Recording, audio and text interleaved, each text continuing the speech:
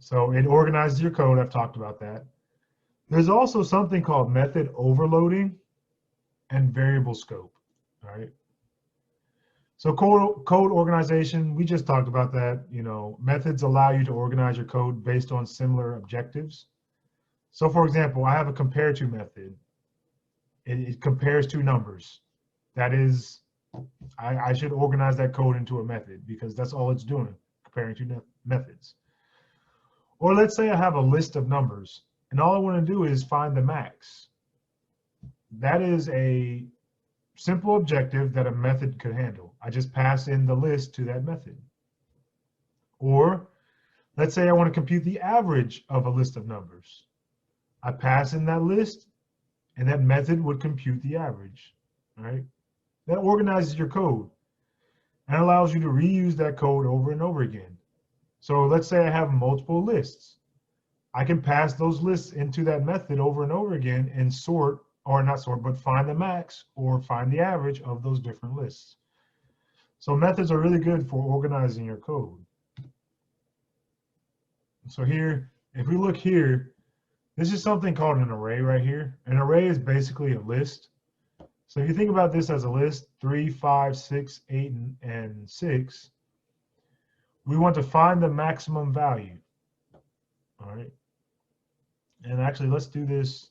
Okay, it has the prompts for it. So this line right here, it creates a list or an array. The next line, I'm creating a variable called max equals integer.min value. Okay. You might be thinking that's counterintuitive. Why would I be looking for the max and set it to the min? All right. I do that because when I go through a list, I want to find the largest value. But in a list, you may not know what values are in there. It could be the largest value is -2 million because all the rest of the values are smaller than that, are far more negative.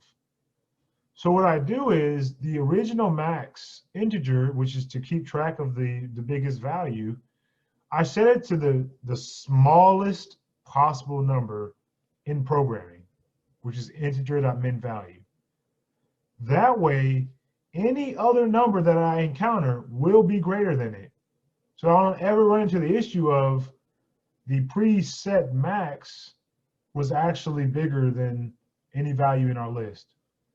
So for example, let's say I set max originally to 0, but the largest value in my list is -2 million. Well, when I finished all of these calculations, my max would still be 0 because 2 million is smaller than 0. But in my list, I want to get the max, -2 million.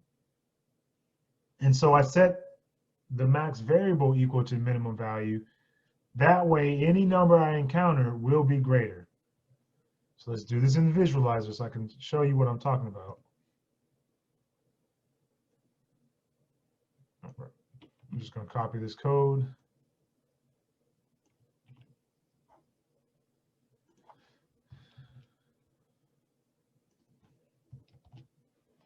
All right, so what I'm doing is I have a list of numbers.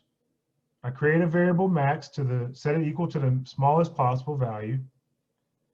Then I go through that list, and for each number in that list, I set it equal to temp, and I check to see if temp is greater than max. If it is, I set max equal to temp. So let's visualize this.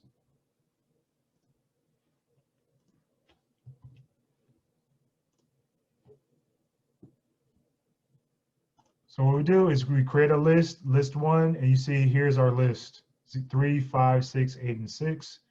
And we'll cover arrays later in the class, so you don't necessarily have to worry about how to instantiate an array, but basically it's a list.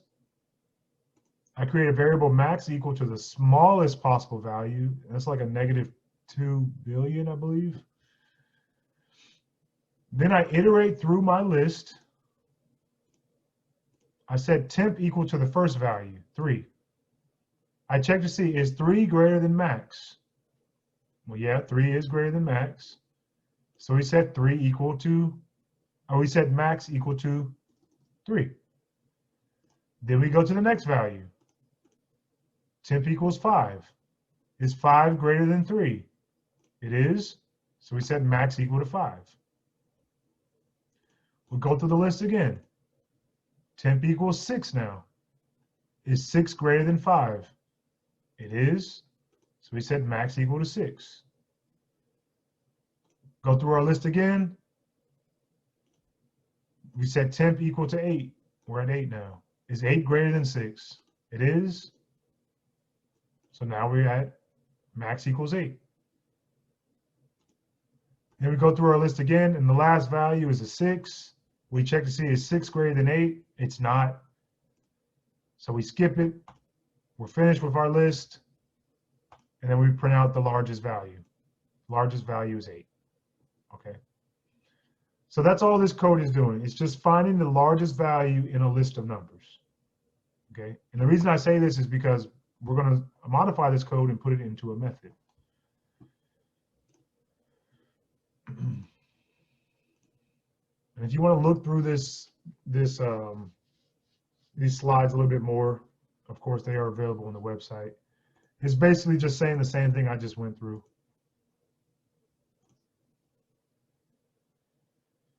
So our code works, right? It works perfectly.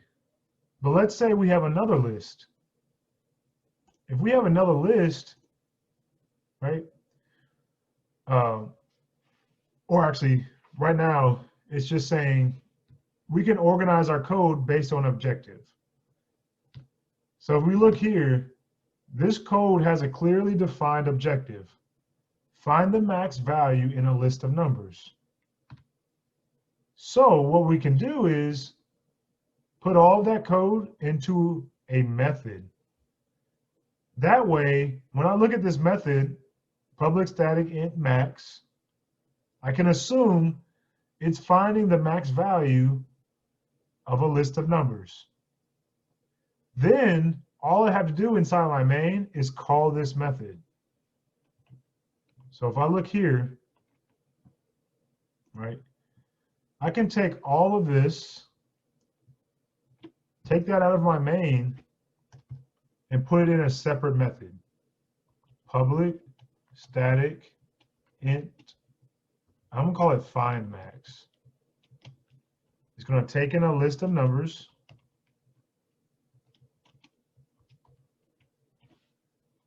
And then it's going to find the max, return max.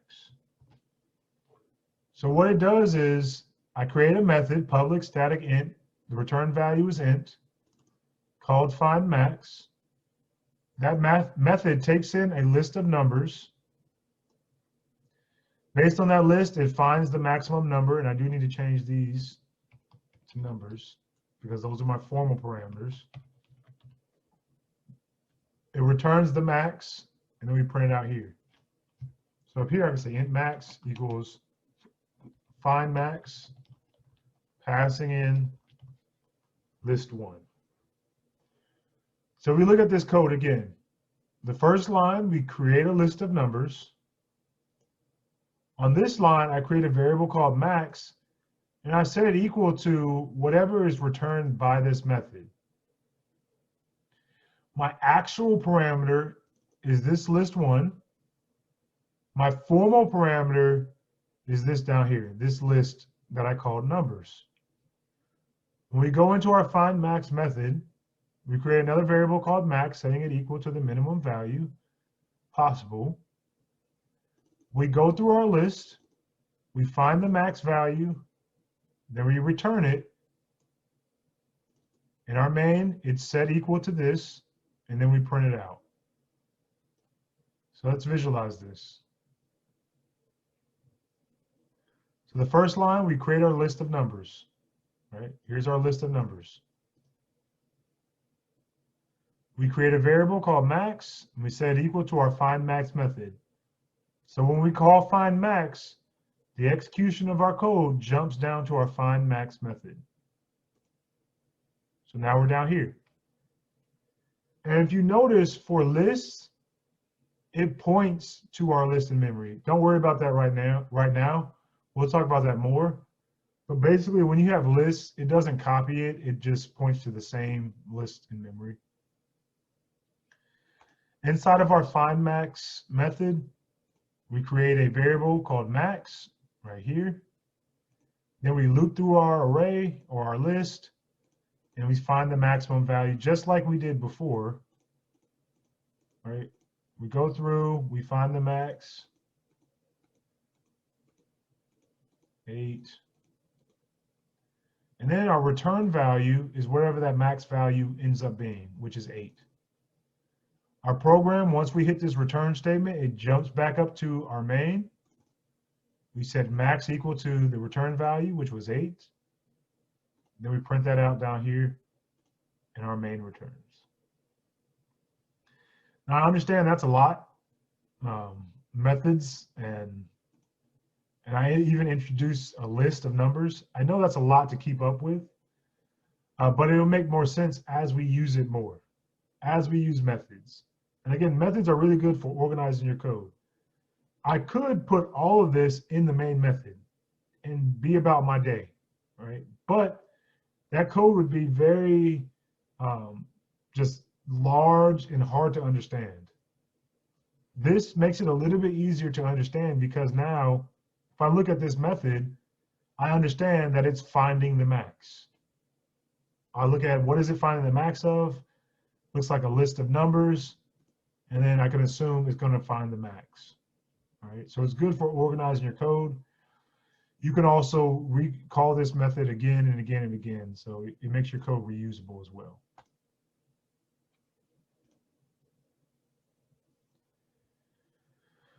Like I said, it's much better organized. So method overloading. All right, we're going to switch gears. So we've learned methods. Methods are good for organizing your code, right?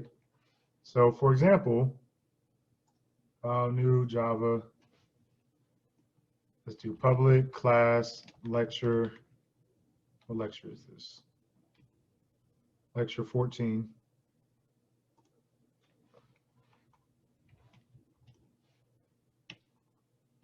Right? Public static void main string args. Let's say I read in 3 numbers, scanner input equals new scanner system.in. Let's say I read in 2 numbers, double num1 equals input dot next in or next double num2 equals input dot next double. We read in 2 numbers. I want to say system dot out dot print line enter 2 numbers. Import java.util.scanner, right? And then I want to determine what the biggest number is. So if num1 greater than num2, largest equals I have that backwards, num1. If num1 greater than num2, else largest equals num2. Cool. Double largest equals num1 or largest equals num2. The system.out.println, the largest number is plus largest. Pretty simple program. All it does is compute what the largest number that was entered was. So if I run this, enter 2 numbers, I'm going to say 52, 12. The largest number is 52. This program is pretty straightforward. All right. However, all of this is in my main. So I can organize this to say, instead of doing all this in my main, I create another method, public static void get largest. int num1, int num2. Right? Inside here, now I can just do all of this inside here, return largest. Now I've moved everything into a method. Now here, and right here, I can just call it get largest, passing in num1 and num2. So now my code is a little bit more organized. I have my main method that reads into numbers and prints out whatever the largest is by calling my method down here. So I run this. Let's see. All right. So double, it returns a double. That was from double to int. These parameters should be doubles since I'm reading in doubles right here. Enter two numbers, 254 and 84, and it still works just the same as before. The only difference is I put it inside a method this time. Okay. Reason being is now I can repeat this code several times. I can repeat it however many times I want to. Right? And I don't have to redeclare these numbers. I can just recall this get largest method over and over again. Right? So enter two numbers.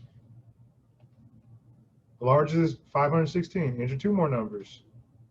Again, 516. I don't know why I keep typing the same numbers.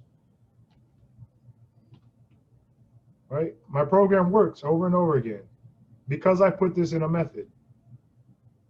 If I had done this, if I hadn't put this in a method, I'd have to repeat all this code over and over and over again. Right? And that's a lot of extra code to add into a program. Whereas I can just put it into a method, make my code a lot shorter. Right? Now I have all of that in a method, my code is a lot shorter. I'll have all those if statements in my main. All right. I'm just going to remove all the code. So again, that's the benefit of having a method. It organizes your code, plus it makes it reusable. Okay. However, in programming, we can't overload methods. All right. So instead of just having an overloading method means we can have a method with the same signature but different parameters. So get largest, public static double get largest. That's our signature.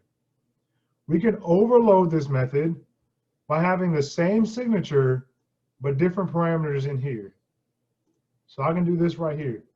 Public static double get largest double num1 double num2 and double num3. Right? Same method signature essentially, but different parameters. And we can do this. Right? And I can basically copy this down here. All right, this determines the largest between number 1 and number 2. And then if num3 greater than largest equals num3. This would determine if num3 is larger than what we currently had as well. So again, right here, it determines if num1, the largest number between num1 and num2, we get that, we store it in our variable largest. Down here, we determine if num3 is greater than what we currently have. If it is, we set largest equal to num3, and we move on, we return largest. But if you see here, we have two different methods. One that takes two numbers, one that takes 3.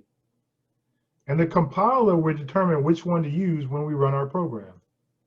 So if I go right here, system.out.println, I'm just going to add in a line, system.out.println, enter one more number.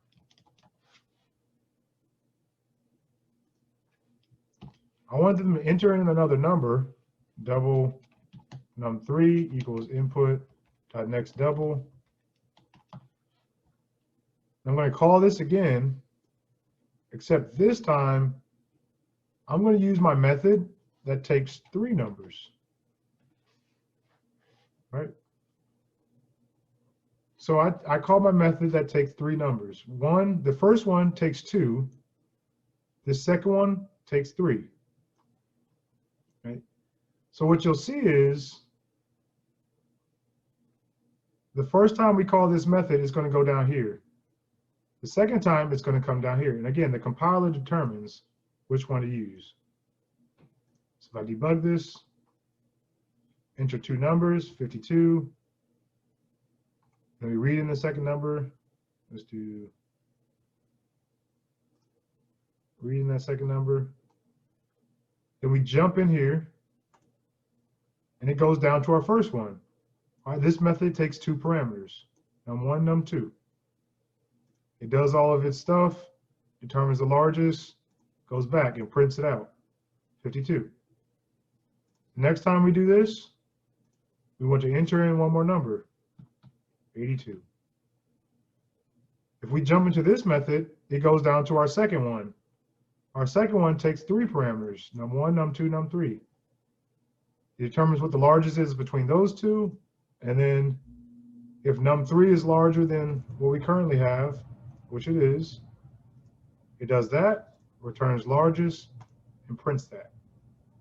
All right, ends our program. So that's method overloading. Having the same method signature and name, everything, but different parameters. And the compiler will pick which one to use based on what you have up here. So if I have this method with 2 parameters, the compiler knows, okay, I need to go to this one. If I have get largest with 3 parameters, the compiler knows to go down to this one down here. Questions about that, method overloading?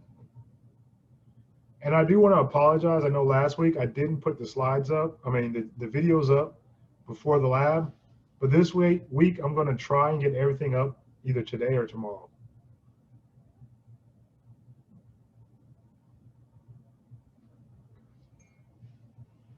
All right, another way to reduce the amount of code you have is instead of this right here, all of this,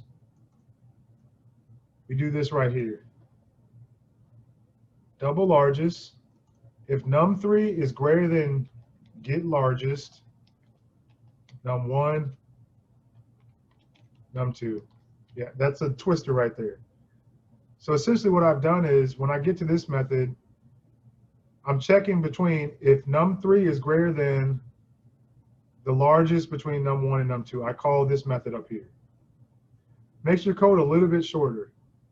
Right? This part you don't necessarily need to remember. If you just got method overloading, that's fine. This part is just code efficiency.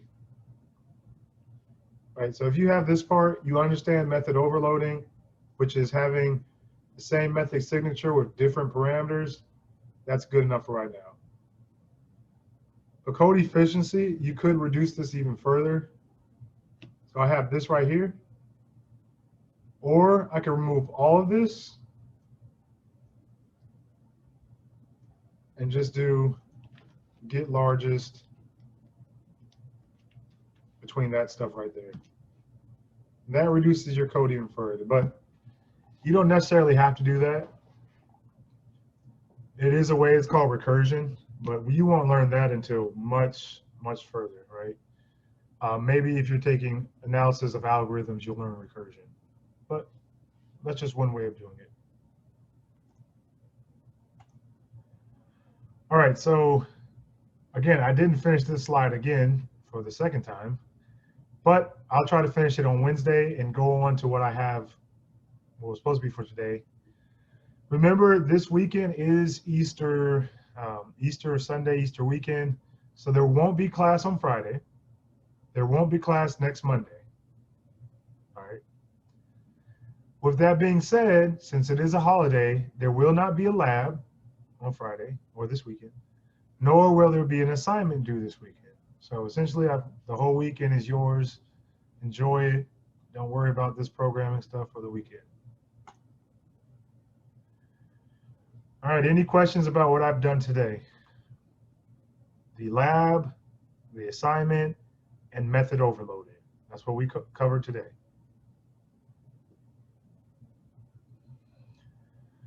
All right, no questions. Well, that's it for today. I'll see you on Wednesday. Hope you all have a great rest of your day and a good Tuesday.